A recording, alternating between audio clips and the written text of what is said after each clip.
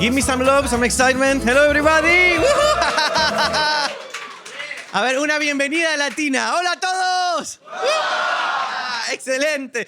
Bueno, bienvenidos al primer... Oh, English. Welcome to the first inaugural Latinos in Gaming celebration at GDC. How cool is that? Yeah. I think it's pretty cool. In English, we say cool. In Argentina, where I'm from, we say copado. In Chile, we say bacán. In Brazil, Brazil, legal. We say legal. In Puerto Rico, we say brutal. In Mexico, how do we say? Chido. ¡Qué padre! Venezuela, Cuba, Ecuador, we say chévere. At least that was long time ago. Chévere. Costa Rica, tuani. Me los aprendí todos, Colombia, bacano. In Spain, we say guay. Okay, the point is we're all a little bit different. Just because we're Latino doesn't mean we're all the same, but our similarities are bigger than our differences. And today we're together celebrating those. Woohoo! Yes, excellent. Let me introduce myself. My name is Diego. I'm a software engineering manager on Team Xbox. I'll be the MC for the day. Those of you who were wondering my life's purpose, I am here on Earth to learn and to love, and by doing so, enabling others to do the same. You were curious about my life's purpose, right? You wanted to know. I know you guys wanted to know this. I know. Okay, a ver, levante la mano. Who knows what this is? Raise your hand. All the hands. Very good. Okay. What is this? Tell me, what is this? This is a photo of Phil Spencer. No. This is...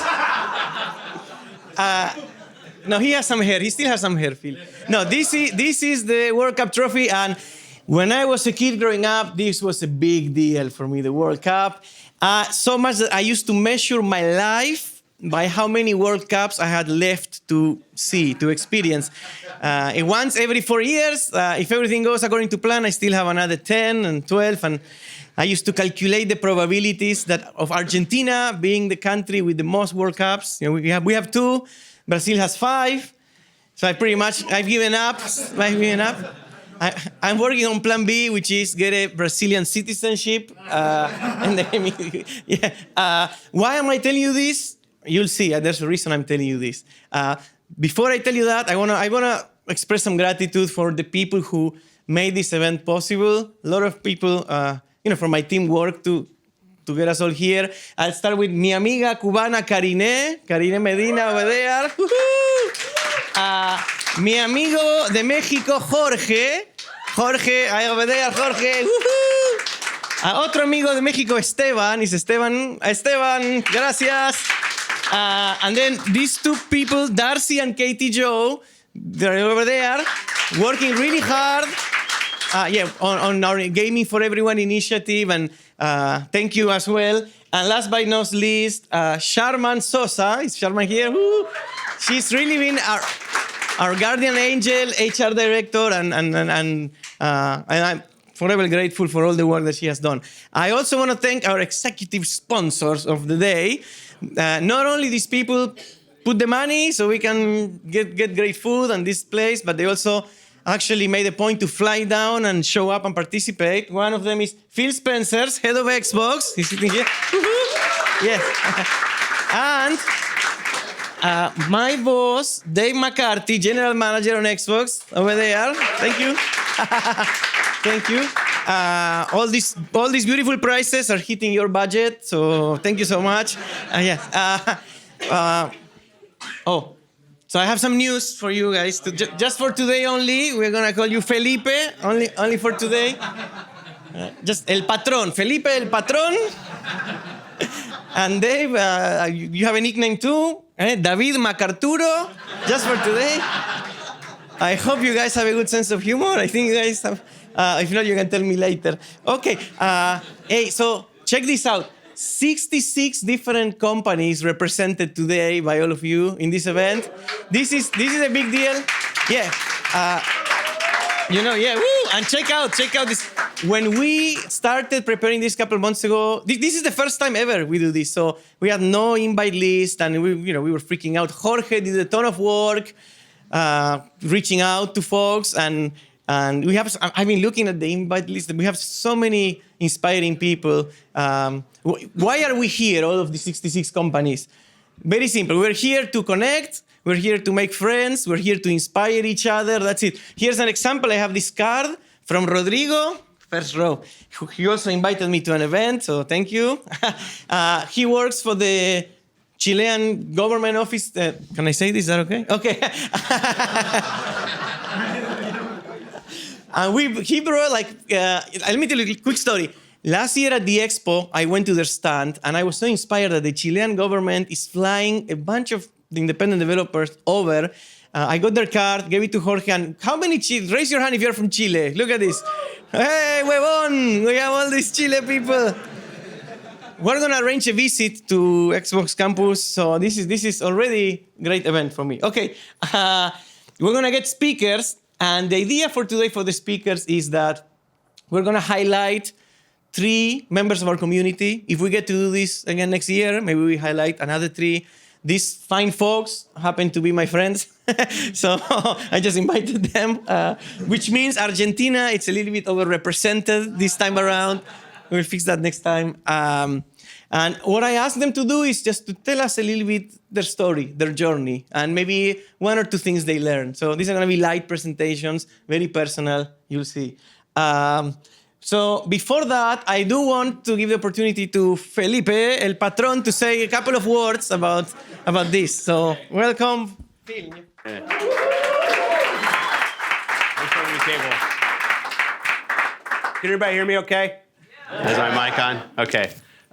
So this is a pretty inspiring event. I've had the privilege of being at one of the first Women in Gaming events down here at GDC, the Blacks in Gaming event.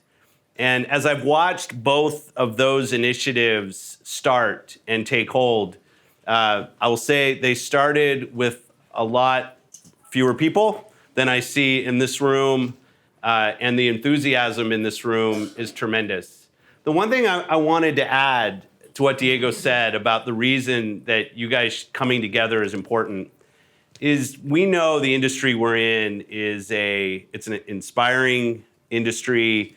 It has its highs, it has its lows. It's anytime you're creating art, you're creating something that you want millions of people to fall in love with, to understand the soul of what you've created, to fall in love with what you've done. The technical and creative challenges are hard enough. You know, when I think about communities inside of the gaming industry, like Latinos in Gaming, I'll also ask you to support one another. Supporting each other as you're navigating this industry is critically important. It can be a cold world sometimes, and it can be sometimes where it's hard to find friends and hard to find connections to people that are doing what you're trying to do in this industry. And when I've seen these initiatives work, it's a team that pulls together regardless of what company you work for or what platform you care about.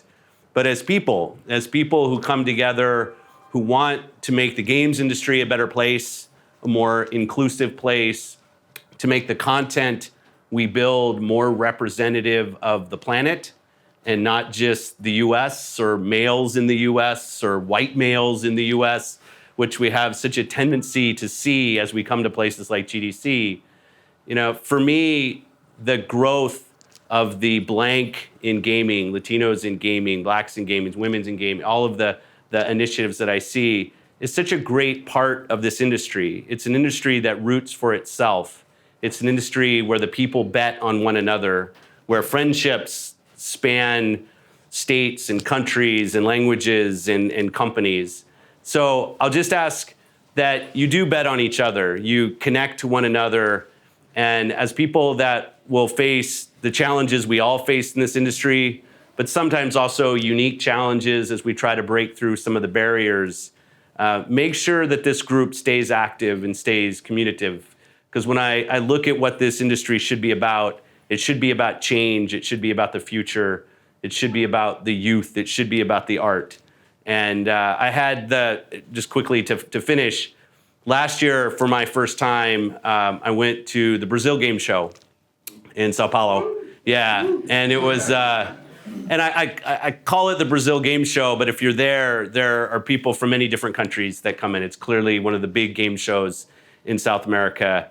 And it was interesting seeing some of the small indie developers that were building games out of Brazil, out of Argentina, out of Chile, and talking to them about the games that we're building. And it struck me that the art and flair and style of such a vibrant community, it has a role to play on the global gaming market. And ensuring that those customers and gamers there feel supported, that the development community in those countries feels supported, I think will make this industry a better place. And I think about you as already in this industry, you're in a very good position to help nurture the growth in certain countries where maybe game development isn't as advanced as it is, say, here in the US or in certain places in Europe or in Asia. So also keep a reach back to countries that are building their game industry and giving them your feedback and your support where you can.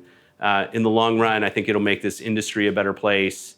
Definitely a lot more fun, definitely a lot more energy. And I do, lastly, want to call out my friend, Diego, for all of the work that he does. I've been at Xbox for a long time, and to see his smile, he's always smiling. If you don't know this man, that is his look 24 hours a day. And he's done a really great job inside of our group, inside of Team Xbox, which is what we call the team, inside of Team Xbox on building an inclusive culture for people, really for anybody, but making sure that our Latinos inside of Xbox feel a connection. And we have a real focus on growing that community inside the organization as well. And he's been at the center of that. So thank you, my friend. You do an amazing job. Thanks for coming together for this event. I'm privileged to be here for the first one. I will now get out of the way and let smarter people than I talk. But I will say again, support each other, stay connected. You have such an impact to have on this industry. I'll be watching and participating and supporting in ways that I can, and definitely rooting for the Latino community to have more and more impact on the industry in which I love working. So thank you. So hello, my name is Arturo Núñez. I work as a field engineer for Unity in Latin America. I'm based in Mexico. I'm super excited to be here at this event and see so many people from so many countries in Latin America and see that the Xbox team is full of Latino people. Monstro. That's how they say in Peru. That's how they say good in Peru. Monstro. Buenísimo. They say in Guatemala. Thank you, Felipe. Acá estoy con mi hermanita in Argentina. That's me in the balcony of our tiny apartment. Long time ago. I'm celebrating my 8th birthday. And that's when the magic began, you know. My parents, both working parents. 64. Commodore 64. Who are the Commodore 64 who loved? Yeah. 1541, right? This is right. 1541. My parents, both working parents, they spent an entire month's salary combined to get me the Commodore 64. They did not sleep that night when they saw me playing all day and saying, what have we done? But this computer opened a world to me. I'll tell you a secret. Like, back in the late 80s, the copyright laws in Argentina was kind of a foreign concept, so I pretty much had access to a lot of games. And then this is a law that I'm playing with my neighbor here that grew up, and I this is one of the games. Who knows what game this is? Yeah, you have to use your imagination. This is SimCity. Later versions look like this, but the Commodore 64. I remember my mom encouraged me to write letters. I was playing so much games. She got me papers saying, write letters to this company. So I wrote a letter to Maxis, the studio who made this. They wrote me back in 1992 saying, thank you for your letter. Your English is much better than my Spanish. No, but I was already apologizing about my English, right? Like, what's the chip on my shoulder? This letter meant so much to me. I have it framed in my office. Bob from customer service, he wrote back to me. He told me, you can do this. So I loved computers, and you know, I got my primaria, guardapolvo blanco. Anybody use this? No, you had to the white coats. I got my computer science degree, and then this photo. I was trying to be cool. It was not cool, but it's my first day at Microsoft, 14 years ago, and I was like, Anyway, I'll move on. So we get back to this, right? World Cup. Why? I joined Microsoft in Seattle in January of 2002, and for those keeping track, that was a World Cup year. And I was so excited. My first World Cup outside on a different country. And I was shocked that nobody knew what the heck was the World Cup. Only a few people knew, but I couldn't care less. I took it really hard. I realized I was different, and I realized I am a minority, and I actually started to taking concrete steps to try to blend in. You know, I picked the Lakers. I wanted a basketball game. I picked like the Mariners as a baseball team, and I started to practice losing my accent because I wanted to seem local. It's true. And my friends told me, that's because my friends told me, don't lose the accent. It makes you interesting, make you fun. You know, like the girls will love the accent. Antonio Banderas. No, but he was cool back then. No, I'm happily married to my high school sweetheart. But I said, maybe I won't lose the accent. Maybe I will embrace who I am. And for the next few years, I was this interesting guy with the accent, right? Fun guy. And then you fast forward 15 years, and I'm amazed at how much the industry has progressed. Certainly Microsoft, where now it's not just about interesting or cute, but it's critical to the business, right? Any company that has global aspirations, and today in this connected world, all the companies pretty much have global aspirations, you gotta have different perspectives represented. And so I'm really proud to be in this industry, and certainly proud to work on Team Xbox, who gets it. And that was a little bit of my story that I wanted to share with you. I asked the speakers to share their stories. So next I'm going to invite a friend of mine who we went to school with me, and we spent many days and all-nighters studying for exams. Please welcome Sebastián.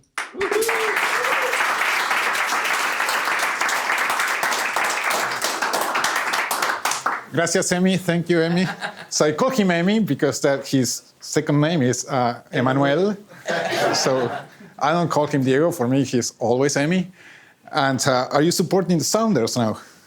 I am a Sounders fan. Seahawks too. So what I wanted to talk today about is how my Latino background, so I'm Argentinian as well, influenced my game development, in FIFA in particular. And that's me. Like, we have a lot of kids' pictures. I was probably 10-year-old here. I was playing with a Talent MSX, so nobody guessed. Which one was this one? I had one. It's the i728. And that's a Sony Trinitron. I had it too. So by then, I had learned already how to program in BASIC. And so from then on, so I never stopped. I started modding stuff, et cetera, et cetera, et cetera. So always my dream was becoming a game developer since that moment. This is in university with my friend, Emi. Look at my long hair, so really fat as well. But basically, I did computer science in Argentina, so I look at how the walls, everything is destroyed, so infrastructure, nothing compared to what you find. So what else? But then I was trying to find my way into the industry, and so the way I did was enroll into a PhD program in Columbia University in New York. Infrastructure, completely different. But well, so I was 2 years here, and after the second year, I quit the PhD. So why did I? Because these guys hired me. This is EA in Vancouver, so where I work, where I've been working there for 11 years almost. And if you combine this, there is something very Latino. So I love football. This is in the team I support. Tigre is not Tigres from Mexico, it's Tigre from Argentina. So if you combine my passion for football, how many of you love football? That's good. That's awesome. Awesome. you combine that, so there is no other answer than to work on FIFA. So I've been doing FIFAs since FIFA 06. So my first one was on PC, GameCube, PlayStation 2, and the original Xbox. And so I have around 12 or 14 FIFA, something like that, like if you combine World Cups, etc. But that's what I want to show here. What I want to talk about is how my background, how my love for football influenced in my game development. So the first thing that I did in 07 was something I called the emotional engine. So you look at this picture that I dislike strongly. But this shows the contrast of football. So what football is about is about the passion, it's about the emotions. And what I built in 07 was something I called the emotional engine that was tracking what was the emotional state of the home and away teams. And that was being used for crowd reactions, for different treatments on the non-interactive sequences. So I was starting to plug in that passion that we Latinos have related to football into the game. Another thing that this is the feature that I feel the most proud of. So within player reactions is the offside call. So how many times you watch people say offside? So I was working on that probably for a couple of weeks. Every time I was coming back home, my girlfriend was saying, "What do you work on today? What do you do?" I'm like, "Oh, I'm working on this." And she was like, "What the fuck?" But well, so this is the one thing that I feel the most proud of, but it's not just about this reaction, it's any sort of reaction. So any of us that play football or watch football, you will see people complaining, shouting, asking for the ball, etc. So I wanted to bring all of that into the game. I did that in 09. And if you compare 08 with 09, so it's really a dead game versus something that already feels extremely much more emotional and much more real. Other things that I've done, so for example, is what I call regional crowd, again in 09. So I felt the game was extremely English in a sense. So it was too English football. And I wanted to bring more about the passion of the different crowds around the world. So I did mock-up sessions for different type of crowd reactions. So the Argentina is all the time. So the Brazilian is different. So it's more like jumping this way.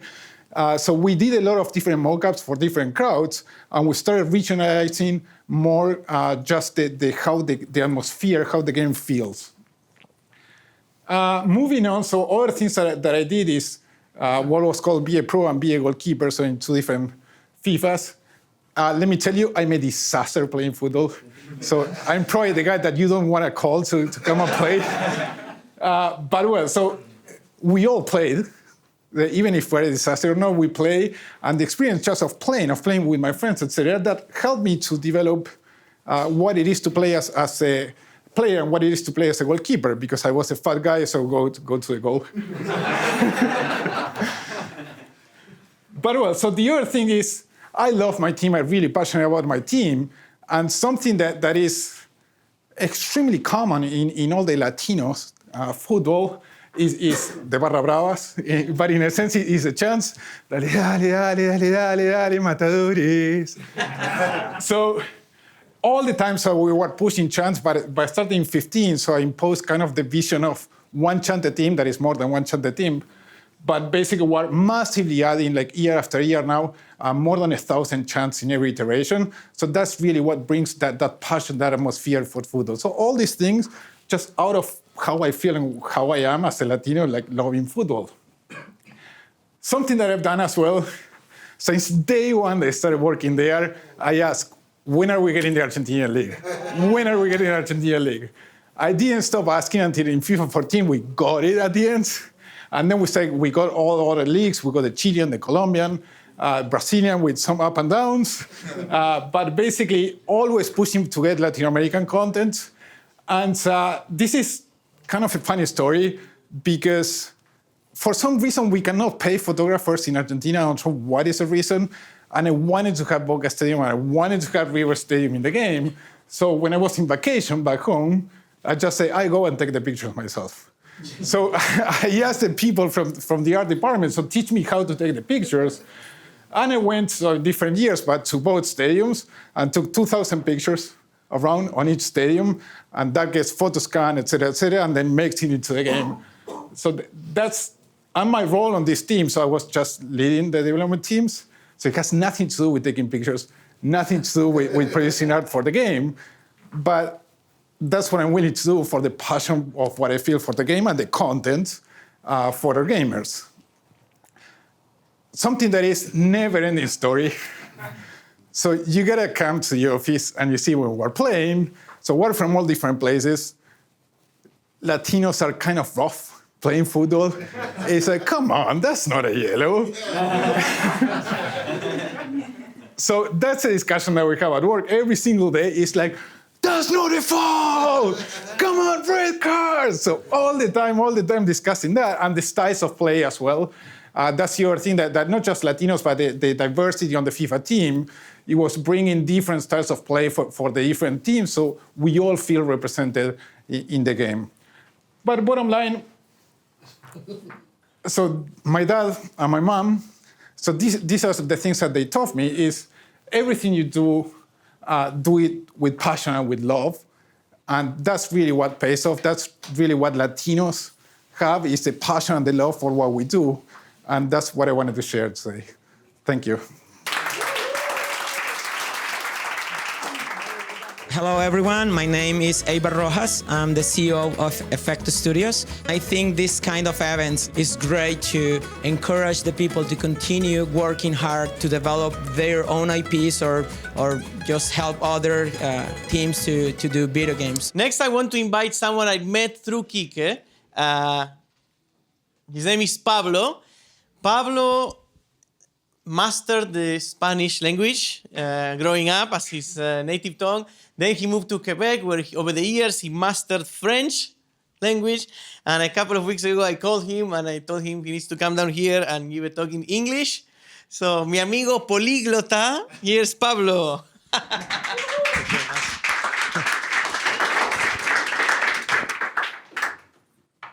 Can you hear me? Everything okay? Okay, nice. Actually, thank you for the presentation. Actually, language is very complicated to speak many languages. And in my case, English is not my best. I will try to do my best, and I hope you enjoy my presentation. But before to start, I really want to thank you, Diego, to invite me. It's a really cool thing. And thank you all for coming. And a special thanks to Xbox for this event. I think the game industry is incredible. The level of variety of people, the diversity of people is so huge, and it's a good thing. Actually, the same industry is a little diverse and different, because I don't know if you work all the time with programmers and artists. It's like two universes, completely different, and it's incredible. I work as a technical director, and all the time in the middle of both, and it's incredible how different they are. Okay, by the way, I will start talking about diversity and creative solutions. My only intention in this presentation is to give you an idea about how our backgrounds and experience can change the way that we think and we talk and we take decisions and we find solutions. For example, if I'm talking about a little about me, I grew up in Argentina. That is my town. It's in a suburb of Buenos Aires. It's called Tapiales. It's very near to the airport of the Argentina, the international airport. And it's funny because my childhood is completely different from a childhood from somebody in Quebec City. It's not better, it's not worse, but it's completely different. And this contrast could bring many different solutions or different aspects or comments. For example, it's so great to have some kind of brainstorming. I work, as you know, at Ubisoft, and there is French people, Canadian people, French-Canadian, Americans. It's incredible how in a brainstorming, everybody say completely different things, and each one from your own point of view. It's really rich as idea. I grew up. I have the opportunity to grow up in a space that we was many countries, many South American countries, and many people from different socio-economical positions, layers. And what's great to learn how different could be the way that you think depending on your experience and your background. Thank you. Sorry. I have some image in my mind that I use all the time in my work. Do you know that? It's quite. It's a sock ball, and actually, that's another different. For example, even the resources. This is something that is great to grow up with different type of resources. Change the way that you will work in your life. For example, if you compare, it's not, once again, it's not better, it's not worse, but I have the opportunity, the chance to see that. I remember one day in a schoolyard, and the soccer balls weren't allowed. That if you want to play soccer, you need to find a solution. And we decided with all our friends to take our sock off and create a soccer ball.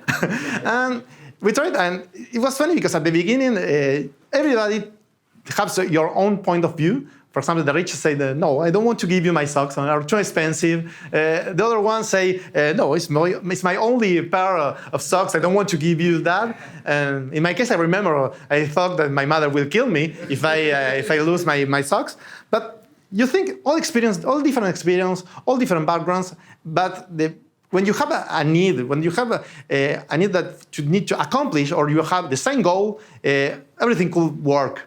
I remember that finally everybody take off their socks, and we play soccer, and everybody take care of this ball.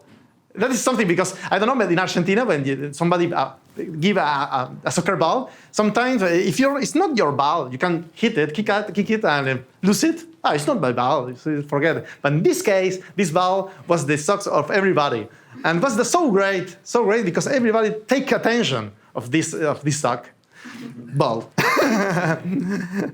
Okay, but as I said before, diversity, yes, we are all different, but we could build together and we have the same goal at the same time. For me, once again, diversity in the same aspect of my soccer ball is a way to grow up with different experience. Sometimes I have the idea that actually we talked about this with other lead programmers sometimes, or another people from Ubisoft, and say, imagine if you started to work in a company, during 10 or 15 years, you continue to work alone with the same people, without any contact with exterior life, with outside life, and doing the same all the time. You risk to be crystallized. You risk to be, okay, this is the way of the company works, and continue to do the same all the time, all the days. But when you put some diversity, when you put some Latinos inside this team, instantly you have this kind of possibilities, this kind of different background that we will work together. Sometimes it's not easy, and then doing that is all the great thing, and everything is perfect. But at the same time, it's the way to challenge your daily. It's a way to challenge your production and try to find new solutions or new ways to work. As I said before, for me, diversity is an opportunity to multiply the variation of knowledge. It's not perfect, but it's a way for me to go faster in your learning process. In 2001, I decided with my wife to move to Quebec City. Quebec City is in Canada, in the province of Quebec, and it's near to the Santa's house. It's really, really sad. Actually, no, Christmas happened before you. And it was only a culture change. It was really a climate change. It was a shock because I don't know if you see some image of Quebec, but it's really cold in winter. You have a lot of snow, a lot of snow, and actually they have an icebreaker for the river. That was so cool. You are taking the bus at the same time you can see the icebreaker beside you, but at the same time that led me that the possibility to adapt me, to learn a language, and open my mind. That was great because for before to go to Quebec, I traveled a little, but this time was the first time that they tried to integrate me in a new culture. And it was really great to learn from people. That is something that we need to, all the time, try to learn from people. Because it's not necessary to live the experience for ourselves. We can learn a lot and have empathy with the people and try to learn the way that they do the things. Actually, only to be, it's a beautiful city. Actually, we are very, very lucky to live in Quebec. It's really wonderful. It's like Europe in North America. And the people are great. It's really, really great people. But something that happened when I arrived to Quebec was that I was no more an Argentinian. I was more like a Latin America person, Latin America group. That is something that was really interesting because we changed the way that think about diversity, about America, about Latin America. What am I trying to say? All the time in Argentina, I play soccer with people from South America. We contact us, but never think about how was the point that connect our different cultures that it could be grouped in the same culture. That was really cool because I started to meet more people from South America, more people from Mexico, and was great. It was the diversity into the diversity. And think that we have a lot of points to discuss. We are very different, a lot of difference, but at the same time, we have many, many points in common. And that is great to explore this point and see what our different reality could bring something good. I say all the time, it's great to meet people to eat. If you have some people from Mexico, Peru, Colombia, I'm sure that we will eat as a king. Yeah. It's really good. 5 minutes? Okay. Sorry, that is my problem. Actually, in a language that I don't use a lot, I love talk. Sorry. Probably I pass. Some slider faster. But it's not too complicated. For me, diversity is open your mind, trying to learn about the others, and try to connect and have the same goal. It's not too hard, it's only that. I started to work in 2005 at Ubisoft. I worked on games like Splinter Cell, Prince of Persia, and after Brotherhood, I worked in all other Assassin's Creed, and it was a great experience. That's interesting how different backgrounds could contribute to a production. I remember when I would discuss with a lead programmer about how physics could work for a person that is running in a train, on top of the train. It was so funny because I give quite precise description of what you can feel if you are running in a top of the train. And it's funny because he asked me, "Hey, you seem to have experience in this subject." And actually, okay, maybe San Francisco is similar. I saw it with the tramway, but you need to go home. You will do everything to go home. But that is funny, but at the same time, show you how your experience it's very different to talk about an experience and about to something that you feel that is an experience. You can see movies, you can try to have an idea what do you want to transmit or give the impression, but if you do it, you can talk about. Actually, the same thing for the vehicles. I remember our vehicles was hard to develop because you can see there are a lot of cars games in the market, but there are not a lot of horse carts games, and because it's quite hard to simulate in physics the fact that you are the horse is pulling a cart. And at the beginning of the production, we tried a solution only like having a vehicle, a car, and driving the horse by the car. And this was not quite interesting. And I remember that I started to talk with the physics programmer and say, "Hey, I told you a story, a memory that I have when I was young. I was waiting for the bus. I saw like a horse with a cart." If you don't know that, in Argentina we have a lot of these vehicles that And it was incredible because I saw a horse pulling a car without driver.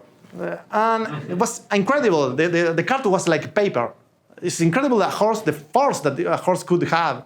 And I explained how I see it hitting all the vehicles in the street, pulling the cart. And it was quite interesting because we changed a lot of things from this discussion. But not everything is perfect. But you need all the time you need to put a cat image in your presentation. That is, you will win the public. But actually, from my side, I had some background that have create some problems in the production, and it's interesting to share with you. But in my case, same as Kike, a horrible soccer player. And in Argentina, I tried to play a little of soccer, and I don't know if you know, but in Argentina, at least, if somebody passes you the ball and you do something stupid with this ball or this pass, it's the last time in the match that you will touch this ball. Nobody will give you another chance. And that is only a common experience, but actually, I think I learned to learned teamwork in Canada. And actually, it's funny because I arrived and to say, okay, I'm from Argentina. Everybody wants to ask you to go to your soccer team and play. And say, okay, yes, it's possible. I try again in another country. It was so funny because I had fun for the first time in my life playing soccer. Actually, I continue to be horrible. There is not anything changed, but the team all around me is different. In other mechanics, we are trying to have fun. And that started, it's like only an analogy, it's only an example, but this situation, I can bring it to the work, to my production. And I feel the same. In my case, for example, I had a lot of problem delegating my work. I try to do everything and try to keep all in my control, in my control zone. But actually, I will go a little faster. That is not me, but it's I don't know if you see the video. It's quite funny. But actually, I will finish with this before they take current minutes. But. The most important for me was I could evolve. I could change. I could see, okay, there's a lot of stuff that is my background. I don't forget my background. I stay respecting my culture, continue to be Latino. But at the same time, I could evolve. I could improve a lot of things that my background didn't give me. And that was great. I hope that you enjoy it, and see you after. Hello, I'm Daniel Monastero. I'm from Garage 227. It's a great moment for us Latins to be able to, just geek out about games, man. Xbox, kudos, man. It's awesome. All right? See you guys around, and I hope you guys come to Brazil and we can have a beer. For the next presentation, I want to introduce one of my colleagues on Xbox, Josie. She actually is from Puerto Rico. Brutal. Is someone that has helped me in the past. Is someone I have helped in the past, and which means we're friends, basically. So that's what friends are about. So please welcome Josie.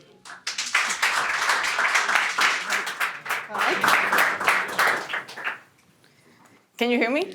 I don't know if this works. Yeah, it works, yeah. Yay. So I'm representing the girls that are lacking in this audience. So I need to see a couple more. We need to do this better next year. So actually, my story is a little bit different. So I'm from Puerto Rico. I've been in the US for 8 years. But in gaming, I've only been here 2 years. So I'm not going to tell you any amazing stories of how I changed the industry. But at least I can tell you how I got there and how I'm passionate about the Latinos in gaming community. So 3 to 4 years ago, I was being successful in Microsoft. I'm a computer engineer. And, I had visibility. I was being promoted. Great. Everybody thought that I could not complain.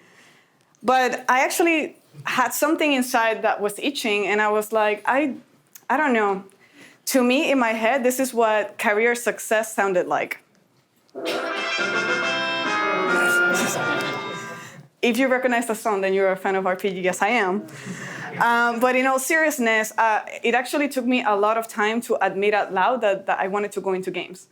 There's the safer crowd and there's the risky crowd. It was actually hard to admit it. But there was a reason why, and a book had landed in my hands that was talking about finding your element. And if you know about that, it's basically when your job doesn't feel like a job because you're having so much fun. And I clearly could feel that I was doing a job and I had to spend some time finding my passion. So this next video, and I like videos, as you can see, kind of explains in 20 seconds what that book actually told me and why I want to share it with you. The problem is to remain an artist as we grow up. I believe this passionately that we don't grow into creativity, we grow out of it. Or rather, we get educated out of it.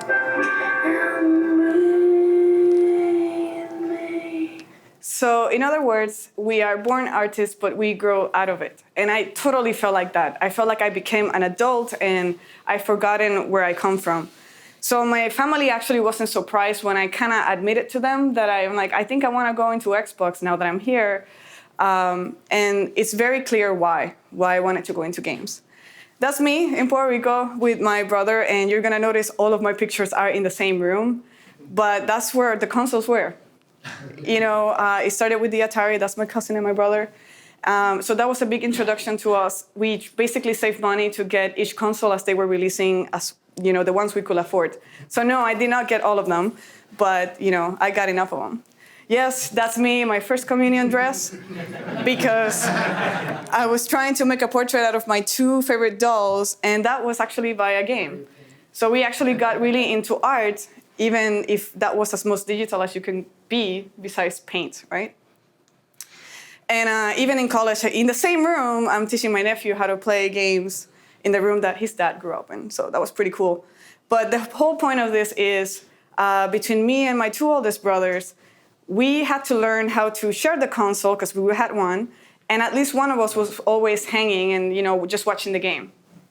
And I think that was a cool discipline because you had to learn how to contribute even though you were not holding the controller. And it's funny because we would take the game so seriously, we could spend an hour debating how to name our RPG character. Yes, it took us an hour. And the name was Burro because we were so upset we wanted to call it Burro. Anyway, that's a long story. But we spent hours talking about the stories. We would take a lot of time talking about gameplay, even though we didn't know what gameplay was. But we felt that we were very strong critics into what made a good game. And then even in the details, some of you might remember that map from the same game of the previous song. But that town has a special place in my heart because I heard the song of that town, and then later I grabbed like a toy piano, and then I started figuring out the song. And actually, that was my introduction to music. Yeah, I am more tan in Puerto Rico. But it changed my life in the music sense. And that wasn't just me. Like, all of us were exposed to arts and music because of video games. So, to no surprise, my oldest brother became an artist, and he actually teaches in a specialized schools of music and art in Puerto Rico. So he followed his passion, born out of video games. Then my middle brother also continued pursuing arts, and he has his own company on making digital art. But to no surprise, he was not convinced. That wasn't enough for him. He actually went ahead and created doing gaming journalism for Latinos, which you might recognize his face. He's in the audience.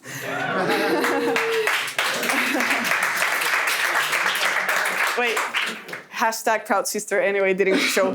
But the whole point is I was admiring how my two siblings had, made their passion their job. So they truly found their element. So I felt like I was falling behind and I owe it to myself. So I had to kind of go back to where it all started and figure out, did I become too adult or do I have to go back to my artistic side? And that's clearly what I did. So if you fast forward, Xbox Live, Dave, you're there. Yeah, thank you. Xbox Live. I love Xbox Live. Xbox Live was my awesome introduction to this world because the services world is amazing. You get to actually almost touch every part of the gaming experience, and you get to work across titles. So that was amazing. But my first day on the job, I had to work with an artist, a UX designer, and a dev team to create interactive experiences in Xbox One and 360. So all of a sudden, we were solving technical problems on how to make it more amazing. And obviously, I'm thinking quality of games.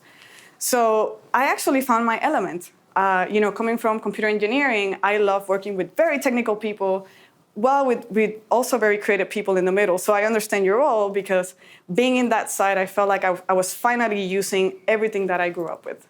So that's why, that is my element. The icing on the cake is that it was on Xbox and it was Xbox Live. And I'm not kidding when I say that I'm a fan of achievements. I brought achievements to my wedding.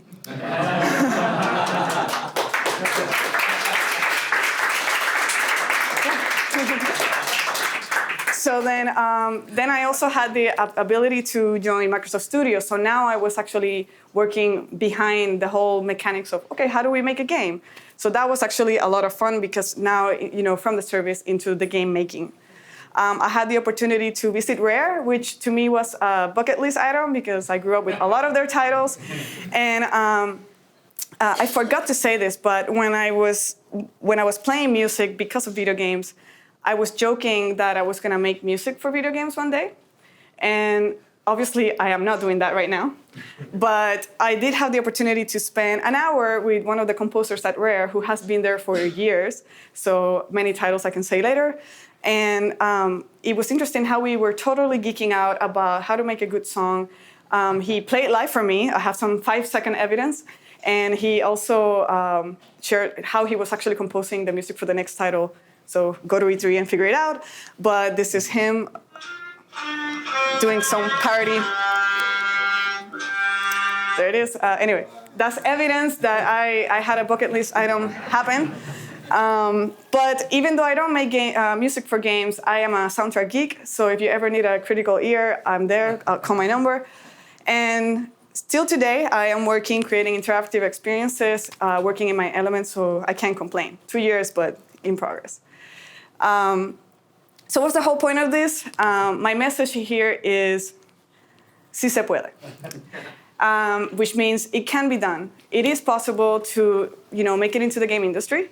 I personally came from something completely different, and I feel that my whole message here is to remind you that your resume today doesn't define you, and it doesn't dictate the industry that you're going to work in. Now, I know that you're already in the industry, perhaps, but actually some of you are already starting or just starting. But even if you have been 11 years on it, I challenge if you are pursuing the role that you actually want to do in the game-making world. Because I don't think that your aspirations should stop just because you're in the industry. Don't get comfortable. But I also think that you have a role into the new people that want to join the industry. You can make it more accessible.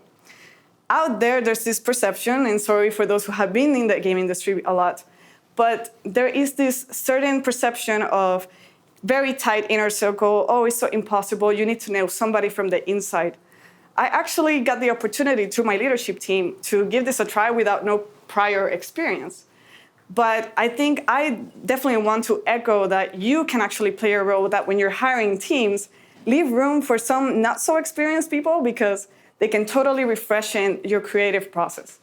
So I'm an advocate for that. And then when, sorry, I'm getting emotional. But I also know people in the audience that have traversed many different departments in the video gaming world. So I also think that, again, even if you've been in the industry for a while, just give it a try and give others a try. But before I end, I want to share something about my time in Xbox Live, because I say it's one of my favorite teams. That they had an unusual number of Latinos in that team. I worked on my first day with people from Brazil, Mexico, Chile, Argentina, Mexico, Cuba, and then I joined as a Puerto Rican. That's unusual, unheard of, but it made it special because they welcomed me from day one. So incredibly, over a little cafecito, we were brainstorming together to the point that we looked like we were yelling, but we were not yelling, actually. We were just being passionate, as we can be. And that totally demystified to me that, oh, they were sharing everything they knew selflessly. So the fact that I was the least experienced didn't mean that I couldn't contribute equally into the gaming world. So when Diego said that he wanted to start gathering Latinos in Xbox, I was one of the first to volunteer because I knew the magic of collaboration, and I knew that it would become a multiplier in how we make a product. So I want to share with you, this is by no means a reflection of how many Latinos are in Xbox. There's plenty more. This is just a preview of the handful of people we were able to grab in a short time. But I feel that in the next video, you're going to see how actually impressively diverse it was. And this is not us even going deep. So enjoy. I am from Puerto Rico. Soy de Punta Arenas, Chile. Colombia, Buenos Aires. Nací en la Ciudad de México. Soy mexicano. I'm Brazilian. I'm from Argentina. Costa Rica. I'm from Monterrey, Mexico. Our product is a reflection of who we are and the decisions that we make and the team that we are. My dream job. I'm super happy to be here and making the product better. Soy gamer desde los 2 años con la Commodore 64, así que aquí estoy en Xbox. ¿Qué más puedo pedir?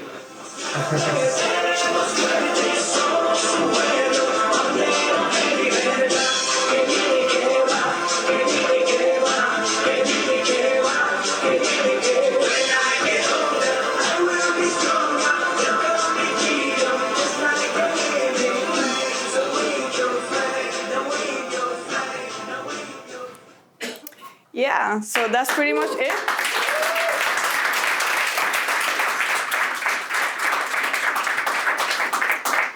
It's in black, but basically I have 3 open questions for you to answer in the social later, but basically, what's your story? What inspired you to make games? Because I'm just a teaser, I want to hear your story. But also, what are you going to do to let others like you and me inspire others in the magic of making video games? Thank you. Okay. So, Sebastian reminded us to follow our passion. Pablo reminded us the importance of a diverse team, and Josie reminded us the importance of not dismissing our dreams. So, have fun, and thank you, everybody.